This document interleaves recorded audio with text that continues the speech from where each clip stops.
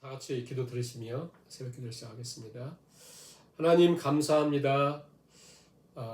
오늘도 우리 삶 속에 하나님의 역사하심과 하나님의 일하심과 하나님의 호흡하심을 깨닫고 살아가는 이 하루가 되기를 간절히 소원합니다. 때로는 하나님의 음성이 들리지 않아도 하나님의 일하심이 느끼지 않아도 하나님께서 우리의 가정 속에 우리 삶 속에 교회 가운데 일하시고 행하심을 분명히 목도하며 신비한 영안의 눈으로 보고 듣고 알고 깨닫는 은혜를 베푸사 환난 중에도 또 질병 중에도 곤고함 중에도 탄식으로만 우리 인생을 채우지 않고 소망과 환희와 찬양의 삶으로 주 앞에 영광 돌리며 살아가는 이 하루 되기를 원합니다. 하나님 오늘도 말씀 가운데 우리 모두를 인도해 주시기를 간절히 바라오며 예수님의 이름으로 기도하옵나이다. 아멘. 찬송가 325장 찬양을 드립니다. 예수가 함께 계시니 시험이 오나 겁없네. 기쁨의 근원 되시는 예수를 위해 삽시다. 날마다 주를 섬기며 언제나 주를 기리고 그 사랑 안에 살면서 딴 길로 가지 맙시다. 이 세상 사는 동안에 주 이름 전파하면서 무한한 복락 주시는 예수를 위해 삽시다. 날마다 주를 섬기며 언제나 주를 기리고 그 사랑 안에 살면서 딴 길로 가지 맙시다. 이 세상 친구 없어도 예수는 나의 친구니 불의한 일을 버리고 예수를 위해 삽시다. 날마다 주를 섬기며 언제나 주를 기리고 그 사랑 안에 살면서 딴 길로 가지 맙시다. 주께서 심판하실 때 잘했다 칭찬하리니 이러한 상급 받도록 예수를 위해 삽시다. 날마다 주를 섬기며 언제나 주를 기리고 그 사랑 안에 살면서 딴 길로 가지 맙시다. 아멘.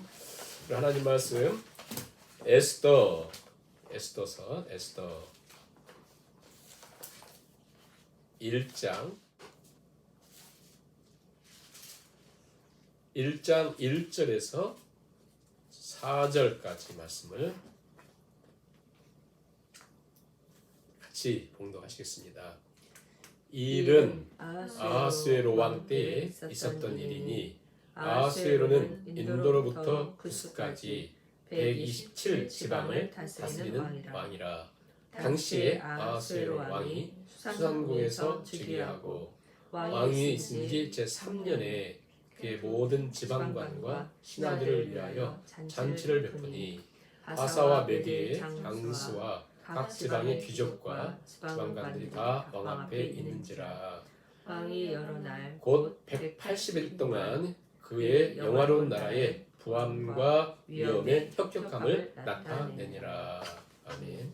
이제 오늘부터 에스더서 말씀을 같이 묵상하겠는데요. 오늘 에스더 1장 말씀을 통해서 하나님의 말씀을 참고하고 깨닫는 시간 될 수 있기를 바랍니다.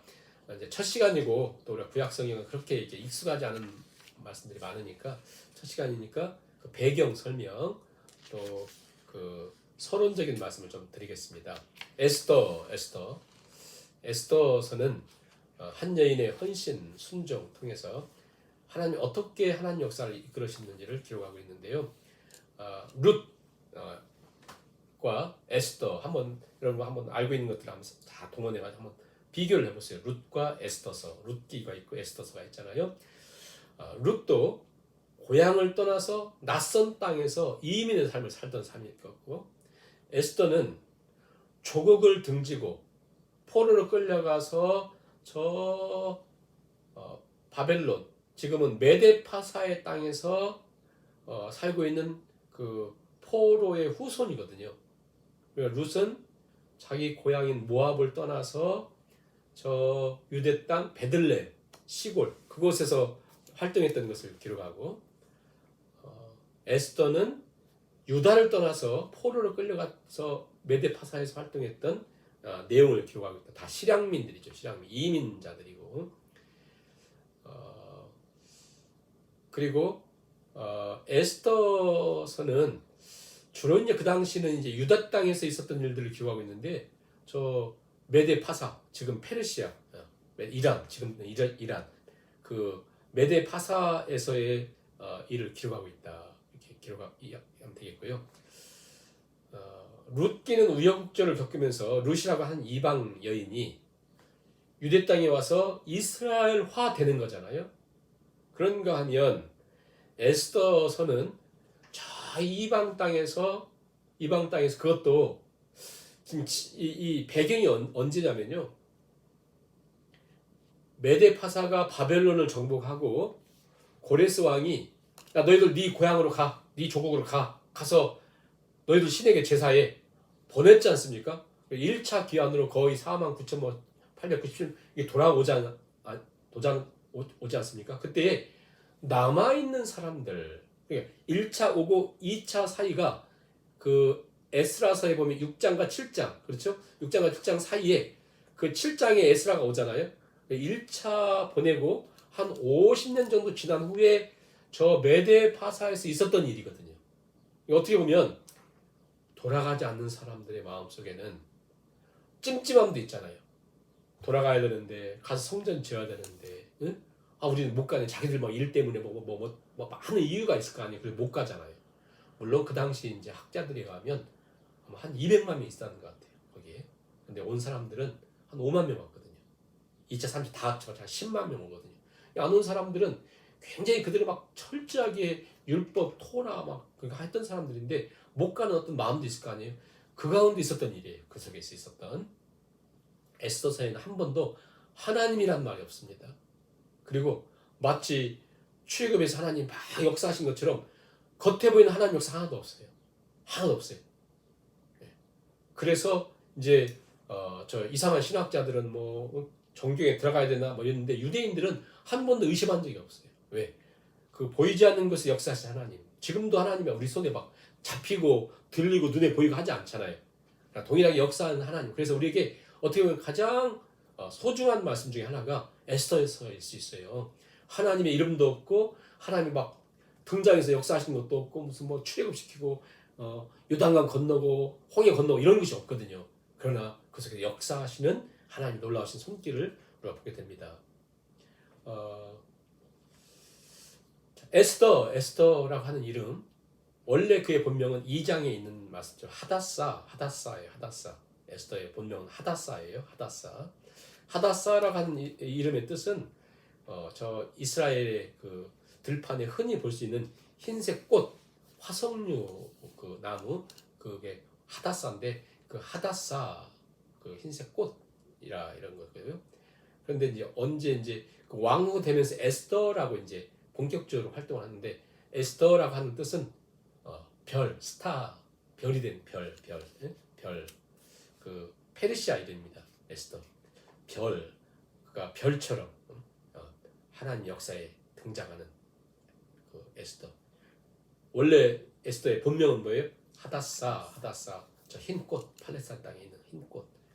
그런데 페르시아 이름 에스더로 이제 등장하죠. 에스더의 뜻은 별, 스타, 별처럼 그가 사용되는 그 메데파사 지역에서 그 유다 백성들이 다 전멸할 그런 상황 속에 이 에스더가 쓰임 받죠. 그들을 구원하는 마치 출애굽 때 모세가 쓰임 받는 것처럼, 그리고 출 바벨론 때 스룹바벨과 에스라가 하는 것처럼 그 땅에 있는 사람들 하나님 보호하시면서 이 하닷사 또 에스더라고 하는 이 여인을 통해서 그들을 구출하는 그 배경이 1장에 나오죠. 그럼 1장은 한마디로 그 시대적, 정치적, 역사적인 배경을 기록하고 있어요. 1장은. 그래서 1장에 보면 세 가지로 우리가 볼 수가 있는데요. 하나는 아하수에로 왕이 큰 잔치를 벌입니다. 그리고 두 번째는 와스디, 그 왕후인 와스를 이렇게 부르는데 거절해요. 그리고 세 번째는 그 왕후 와스를 폐위시키는 내용으로 그 배경을 이렇게 삼습니다. 자, 1장 먼저 1절 8절을 보면 이 아하수에로 왕이 큰 잔치를 벌이는데, 자, 아하수에로라고 하는 것은 아하수에로라고 하는 히브리 말이에요. 히브리 말. 그 페르시아 말로는 크샤 야르샨이에요. 그럼 헬라어 영어로는 이름이 뭐예요? 크세르크세스. 역사적으로는 크세르크세스라고 해. 영어로 쓰니까요. 크세르크세스라고 이렇게 불립니다. 아하수에로 크세르크세스. 이 크세르크세스는 아하수에로는 역사에 굉장히 이름 있는 왕이에요. 이름 있는 왕. 이 왕이 누굽니까?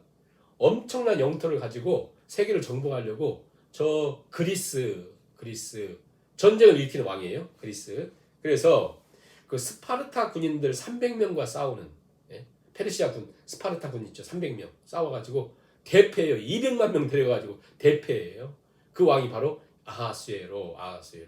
이 아하수에로 왕의 아버지가 누구냐면 아버지가 바로 그 다니엘과 그 세 친구를 그 불 속에 집어넣은 그 왕이 그 아버지예요. 아버지. 다리오 왕이죠. 그러니까 그 왕이고 그 왕이 큰 전투를 했는데 실패해요. 그러니까 아들이 이제 그 아버지 이어서 엄청난 그 정복욕을 가지고 있었던 왕이 아하스웨로 왕이다. 그럼에도 불구하고 그 땅이 아버지 때부터 어마어마한 이제 땅을 가지고 있었는데 그 땅이 어느 정도냐면요. 1절에 나와 있잖아요. 아하스웨로 왕 때에 있었던 일인데 아하스웨로는 인도로부터 구스까지 127 지방이라고 하는 것은 우리식으로 얘기하면 도가 127도예요. 어마어마. 저 북쪽에 남쪽 저 애굽 구스 그 옆에 이디오피아 거기까지 자 이란 지금 어마어마한 땅을 가지고 있었습니다. 그래서 그가 잔치를 벌이는데 얼마 동안 잔치를 벌여요? 180일 동안. 사절에 나오죠. 180일 동안 잔치를 벌여요. 자, 이 잔치를 벌이는 목적이 뭐죠? 목적이 성경에는 4절 보세요. 그의 영화로운 나라의 부함과 그 위엄의 혁혁함을 이렇게 자랑하려고 잔치를 벌여요. 180일 동안. 자, 180일 동안 그러니까 127도의 방백들, 장관들 다 불러서 잔치하는 거 한 번에 할 수가 없잖아요. 한 번에 하면 뭐 적군이 쳐들어오잖아요. 그러니까 뭐 몇 도씩 부를 거 아니에요? 네. 불러도 보세요.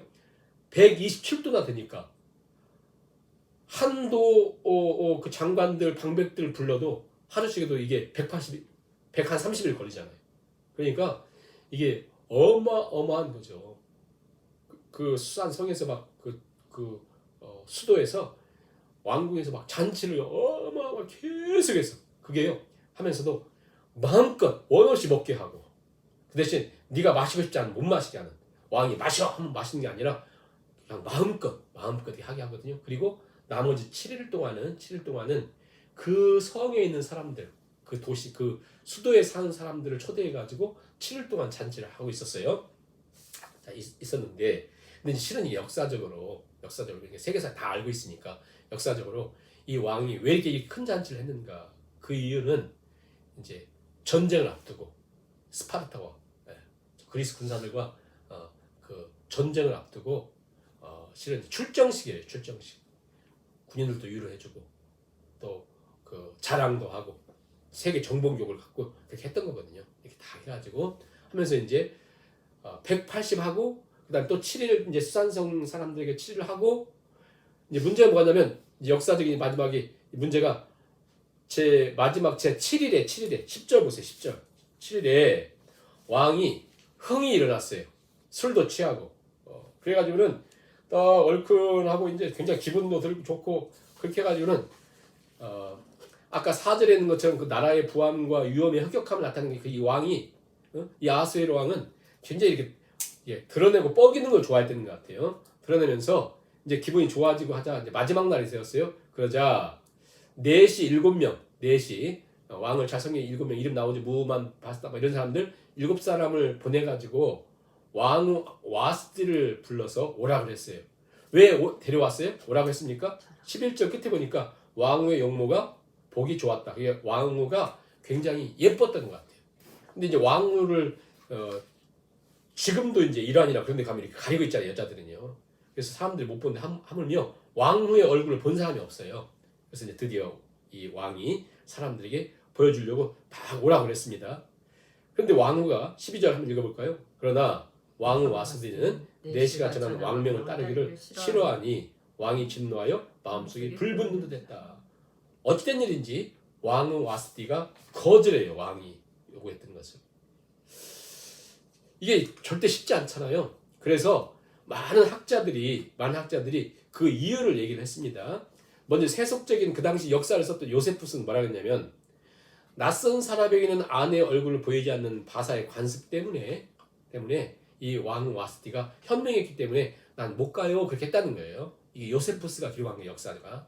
그리고 그 카일이라고 하는 신학자는 와스티가 당시에 외모에 어떤 뭐 잘 준비를 안 했든지 뭔가 좀 뽀려져가 났더니 뭔가 그렇기 때문에 아마 안 나온 것 같다.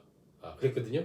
근데 그 라틴어인 탈굼 여기서는 성경이 번역본 라틴어로 번역한 그 탈굼역에서는 뭐라고 번역을 하냐면 왕이 와스티로 하여금 몸매가 너무 좋으니까 몸매가 드러나게 벗고 오라고 그랬다. 그렇게 거절했다 그렇게 하거든요. 근데 성경은 이유를 얘기하지 않아요. 아무튼 이 와스티가 웬일인지 거절했어요. 왕이 요청했는데 거절한다는 게 정말 쉽지 않거든요. 어쨌든 거절했어요. 그랬더니 왕이 막 울고락고 열이 막 마음속에 불이 났어요. 그래서 어떻게 할까 하다가 그래도 왕이 그 당시 현자들 13절부터 보세요. 현자들에게 현자 7명이 있어요. 7명 높은 사람들. 그래서 7 지방관들인데 한마디로 그들이 그 14절 보세요. 가르스나 세달 아드마다 뭐 이렇게 7명에게 얘기했어요. 야, 내가 15절 보세요. 와스디 왕후에게 이렇게 참 잔치하고 너무 좋으니 와라 그랬더니 안 온다고 했다. 어떻게 할까? 어떻게 하면 좋겠냐 했더니 그 장관들 가운데 7명 가운데 7명의 우리식으로 하면 옛날 조선시대로 뭐 영의정, 뭐 좌지 이런 사람들이겠죠. 무무관이 있다가 뭐라고 그랬냐 이렇게 얘기하는 거예요. 쭉 결국 이제 결론이 뭐냐면 이렇게 됐습니다.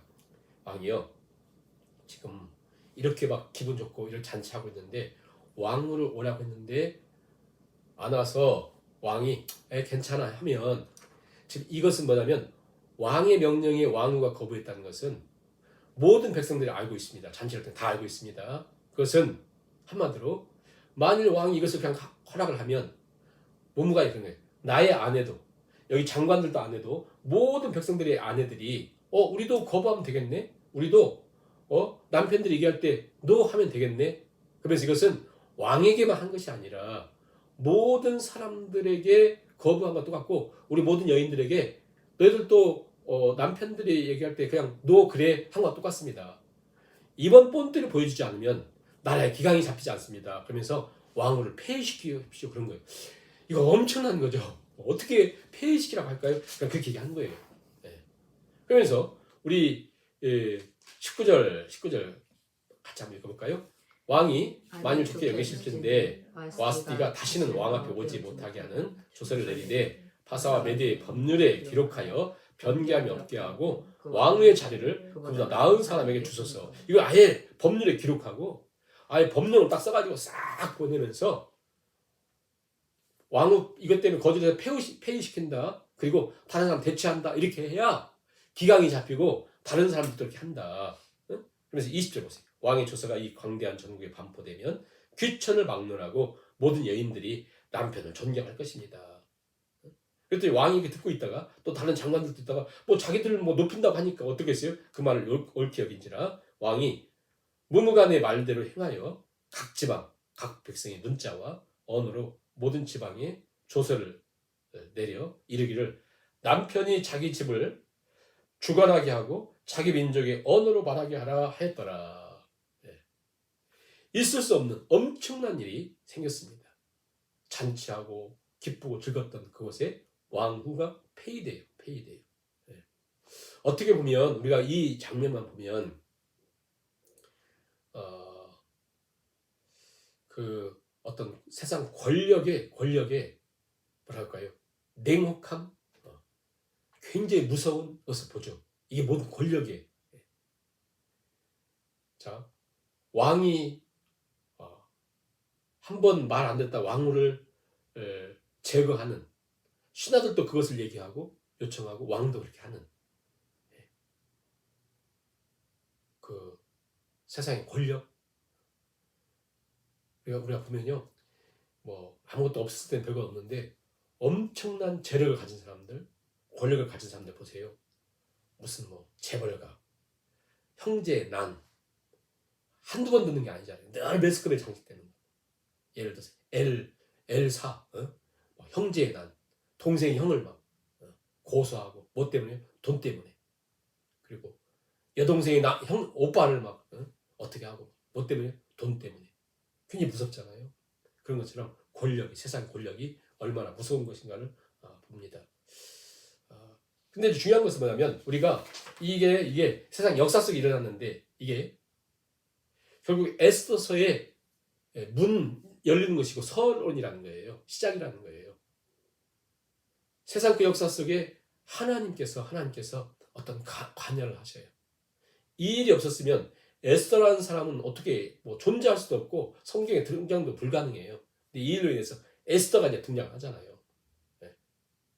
세상을 하나님께 주관하시는 것이죠. 우린 잘 몰라요. 그러나 지금도 하나님께서 우리 삶 속에 지금도 역사하고 계시고 일하신다. 가장 대표적인 게 뭡니까? 바로 형들에 의해서 요셉이 애굽으로 팔려갈 때 형들이 알았겠어요? 요셉이 알았습니까? 세상에 아무도 몰랐었죠. 비록 그 패역한 일들 속에 하나님이 개입하고 계시다는 사실을 언제 알아요? 나중에 누가? 요셉이 알아요. 형들이 요셉이 총리 대신 된 다음에 형들이 그 앞에 무릎 꿇고 벌벌벌 떨고 요셉이 내가 바로 당신들의 동생입니다 했을 때 얼마나 떨고 있어요. 막 사시나무 떨듯이 막 떨고 있을 때 요셉이 그 얘기한 거죠. 2번이나 요셉이 연설하듯이 얘기를 합니다. 형들이요, 형들이 나를 팔았다고 두려워하지 마세요. 형들이 나를 판 것이 아닙니다. 하나님이 우리 민족을 구하기 위해서 나를 먼저 애굽에 파견 보낸 것입니다. 형들이 팔았는데 그걸 그걸 형들이 얘기하면 죽을 사람들이죠. 요셉이 그걸 깨닫고 그 얘기를 하는 것이죠. 하나님이 생명을 구원하시려고 나를 당신들 앞서 보내셨습니다. 그러면서 어떤 얘기합니까? 하나님이 큰 구원으로 당신들의 생명을 보존하고 당신들의 후손을 세상에 남겨두시려고 나를 앞서 보내셔서 바로의 아비를 삼으시고 온 집의 주로 삼으시고 애굽 온 땅의 치리자로 삼으셨습니다. 놀랍죠? 형들은 팔았는데 하나님 그 일을 통해서 요셉을 그 민족을 구원하는 자로 삼으시는, 지금 저 메데파사 땅에 있었던 백성들은, 유대인들은 특별히 자기들은 자기 땅에 고향으로 돌아가지도 못하고 뭔 일이 있었겠죠. 문제들이 많이 갈 수 없는 이유가 100가지 있죠. 그래서 마음속으로 가야 되는데 하나님을 버리신 거 아닐까? 그걸 아니에요. 그런데 하나님은 에스더서를 통해서 아니, 여전히 나는 내 백성은 절대 포기하지 못해. 너희 부모는 너를 버려도, 너희 형제들은 너를 버려도 나는 버리지 않는다. 하나님께서 그 백성들을 지키시고 돌봐주시는, 그 일에 관여하시는 하나님의 손길을 봅니다. 하나님의 역사를 보시죠. 고국에 돌아가지 못하는 그 포로 공동체, 이민자 공동체, 그들을 하나님은 지키시고 보호하신다. 여러분, 그때까지만 해도 하나님 역사는 주로 어디에 있어요? 성전에 있죠. 성전. 그래서 포로에서 귀환하는 그들이 가서 했던 일이 다 뭐예요? 성전 짓잖아요. 성전 중심에. 나중에 예수님 오실 때까지도 그들은 성전 중심에. 그래서 죽을 때도 가장 비싼 집이 어디예요? 그들은 성전 중심, 얼마나 가까운 곳에 집 살려고 막 그들은 뼈 빠지게 일하면서 일했었거든요. 그런데 벌써 수천 년 전, 그때에도 하나님이 안 계신 것 같은 그 땅, 메대파사 땅에서 하나님은 그 백성을 보호하시고 지켜주셨다면 예수님 믿고 예수님 섬기고 살아가는 오늘 우리 삶 속에 가장 중심이 어디예요? 바로 여러분의 가정, 여러분의 삶이에요. 하나님 그것에 간섭하시고 그것에 개입하시고 하나님은 예루살렘 땅 성전에만 역사하신 것이 아니라 페르시아, 메데파사 버림받은 것 같은 그곳에도 하나님 역사하시고 지금 여러분의 그 환경과 상황 속에 하나님이 우리 삶 속에 하나님은 개입하시고 역사하십니다. 내 눈에 보이지 않는 것 뿐이지. 그걸 언제 알아요? 우리는 조금 시간이 지나면 그것이 보인다고요. 그래서 그것을 우리는 앞당겨서 그걸 종말론적인 신앙이잖아요. 앞당겨서 지금도 하나님 나와 함께 하시고 지금도 내 삶 속에 개입하시고 지금도 하나님은 마치 내가 팔려가는 것처럼 보이는 마치 세상 역사에 엄청난 폐위가 되고 엄청난 회오를 바람이 불어가는 것 같고 하는 그때에도 코로나 바이러스 힘들고 어려워서 지치고 힘든 지금도 하나님은 내 삶에 개입하시고 역사하신다. 하나님의 섭리, 프라비던스 하나님은 역사하신다. 하나님 내 삶에 함께 하신다. 이 믿음을 딱 가지고 있어야 흔들리지 않고 견고하게 살거든요. 하나님은 지금도 내 가정 속, 우리 가정 속에 내 삶 속에 함께 하신다. 이 믿음. 이게 바로 에스더서를 통해서 우리에게 전해주고 싶어 하신 말씀이거든요. 안 보인다고, 홍해가 안 갈라진다고, 어떤 기적이 안 일어난다고, 아니 하나님 지금도 그 속에서 조용히 일하고 계신다. 이 믿음으로 우리가 이 시간을 기도하면서 내 삶 속에 함께 하시고 역사하신 하나님을 믿음으로 바라보고 고백하고 담대하게 걸어가는 삶이 될 수 있도록 우리 3, 4분 기도하시고 기도회를 마치도록 하겠습니다.